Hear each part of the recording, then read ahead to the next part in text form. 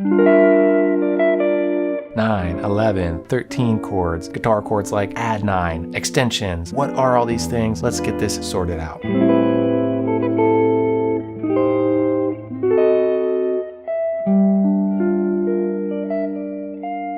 I'm Jared from SoundGuitarLessons.com. Welcome to episode 16 of my series on chords, harmony, and their music theory on the guitar. Each of these lessons stand on their own, but I will refer to past videos so you can go back and fill in some gaps if you feel like it. What do 9, 11, and 13 chords mean? Well, there are 7 notes in a scale. 1, 2, 3, 4, 5, 6, 7. Do, re, mi, fa, sol, la, ti. I recently talked about tertiary chords or tertian chords. That's just chords built with stacked thirds. It's really what you think of as a major chord, a minor chord, a 7th chord. These are all tertiary chords because they are chord tones built in stacks of thirds. So if we take every other note from a scale, 1, 2, 3, 1, 3, skip 4, take 5, 1, 3, 5, skip 6, take 7, 1, 3, 5, 7. That's a major 7 chord. If you keep moving up the scale, the note above 7 is 1 again. 1, 1, 3, 5, 7, 1, 1, 2, 3, 4, 5, 6, 7, 1, 1, 2, 3, 4, 5, 6, 7, 1, 2, 3, 4, 5, 6, 7, 1, 2, 3, 4, 5, 6, 7, 1, just keeps repeating like that. But if you played a scale in multiple octaves like that, and you kept the numbers going up instead of going back to 1, well, then what was 1 would be 8, and continuing up that way. 1, 2, 3, 4, 5, 6, 7, 8, 9, 10, 11, 12, 13, 14, 15. That means that what was 2 is now 9. What was 3 was labeled as 10. What was 4 was labeled as 11. What was 5 was 12. And what was 6 is 13. 1, 2, 3, 4, 5, 6, 7, 8, 9, 10, 11, 12, 13. So if we kept building a tertiary chord with stacked thirds, 1, 3, 5, 7, we added another chord tone, it would be the 9. Yes, it's the same as 2, but as this chord tone idea, because of the tertiary stack concept, it's this third above 7, so we call it 9. 1, 3, 5, 7, 9. Now, we can't actually play all of those in that exact order on the guitar, so we have to rearrange things a bit, but I can rearrange things to play the G major 9 chord that I just outlined with single notes. The root could be here, the major 7 could be here, the major 3rd, the 5, and the 9 on top.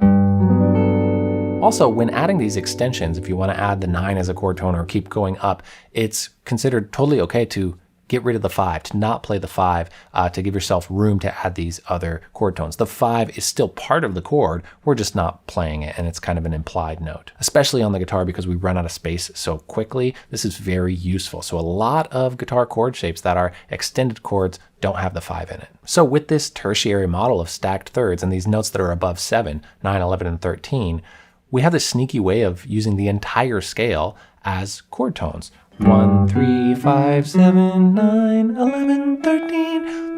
That's the entire scale, just spread out in stacked thirds. Now, to play all of those on the guitar, obviously we can't because we only have 6 strings, but if we remove the 5, which we said is okay, and we just treat it as implied, we could play a voicing that's pretty simple on the guitar, but includes all those extensions. Open E, major 3rd, major 6, the 9, the sharp 11, and the major 7. Open E and barring on the 11th fret is an E major 13 sharp 11 chord. So we call these extensions 9, 11, and 13 to distinguish them from regular scale notes and also to distinguish them from the way that 2, 4, and 6 are used as chord tones. A few videos ago I talked about sus chords, suspended chords. In that lesson we learned that you can replace the third of a chord with the 2 or the 4 next to it. In that case, when replacing the third with the 2 or 4, we do call them 2 or 4. We don't call them by their extension name because they are functioning as 2 and 4. They are functioning as notes that are right next to 3. And if you check out that video, you'll see that it's because they are going to move to 3. In a 6th chord, which is also called an add 6th chord, it's a triad with a 6 on it. That 6 is actually replacing the function of the 7. So if you add a 6 to a chord that has a 7 already, that's when you call 6 13. So you see there's this way of thinking of the scale and this tertiary stack of every other note as its own structure. And if the note added to the chord is functioning within the 1, 2, 3, 4, 5, 6, 7 area, you can call it the number within that realm.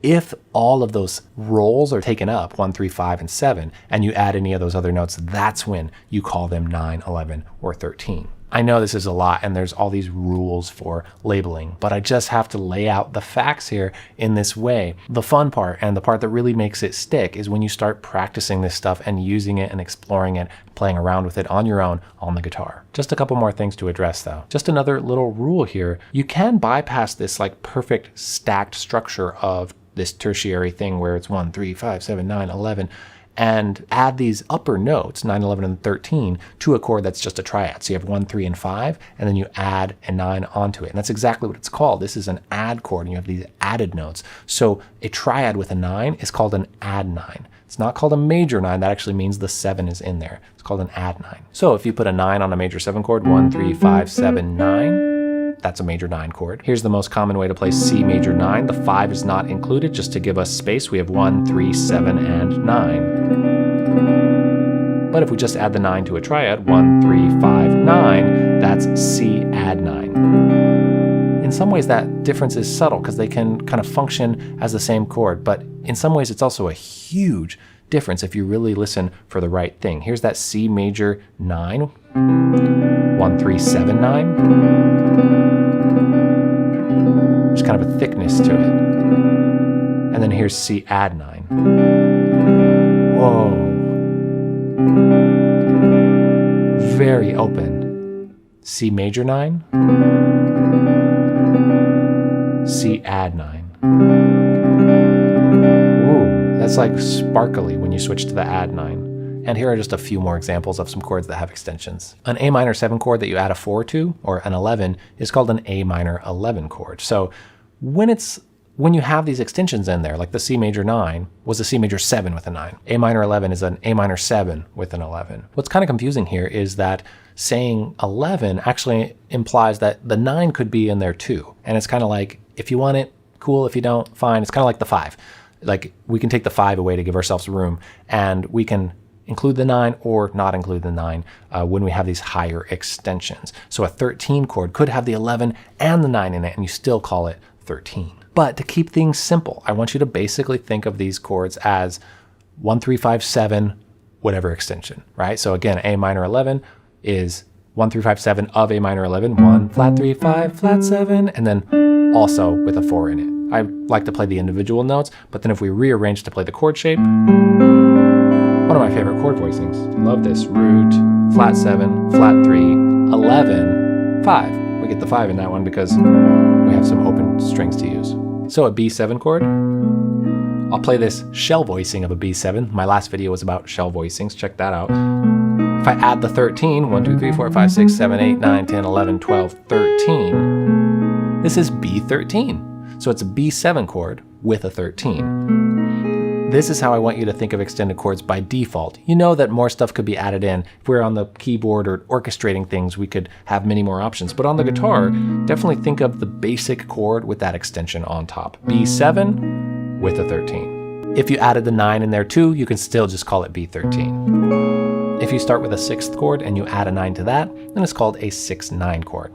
Just a major 6 chord with a 9 added. Here's a common shape for that. Root, 3rd, 6, 9, 5. This is kind of an ending chord a lot of times. That kind of thing.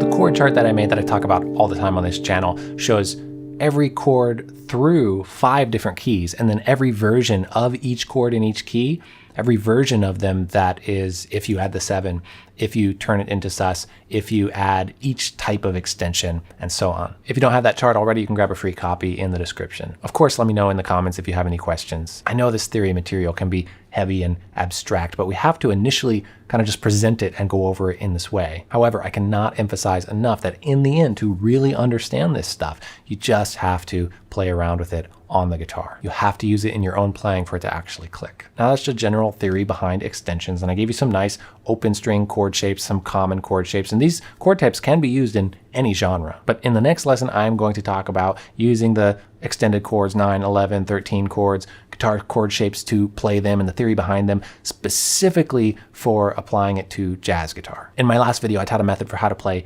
any jazz chord using just 8 simple movable chord shapes using something called shell voicings. If you're interested in jazz guitar at all and you're not totally comfortable with how to play any chord that might come up in jazz, then definitely check that video out. Next lesson, we're going to take the shell voicings from the last video, and we're going to take the theory of extensions from this video, and we're going to combine them together and create extended jazz chords. We're going to go further with the extensions too and talk about alterations and all the variables that we might need to use them on actual jazz tunes, and we'll put it to the test by playing through some songs as well. In the past, I would have just added that information into this lesson, but I'm trying out a slightly shorter lesson format than I was doing before. Let me know what you think. Is it nice when I break up the information into multiple videos like this, or would it have been better if I just combined this jazz chord extension information into this video all about extensions? If you have any thoughts about that, let me know in the comments. I'm still just refining and trying to figure out how I can do the best job I possibly can with teaching these lessons every week and helping you out by bringing you some music education that hopefully you're finding useful and valuable. See you in another lesson soon. Thanks for watching. Take care.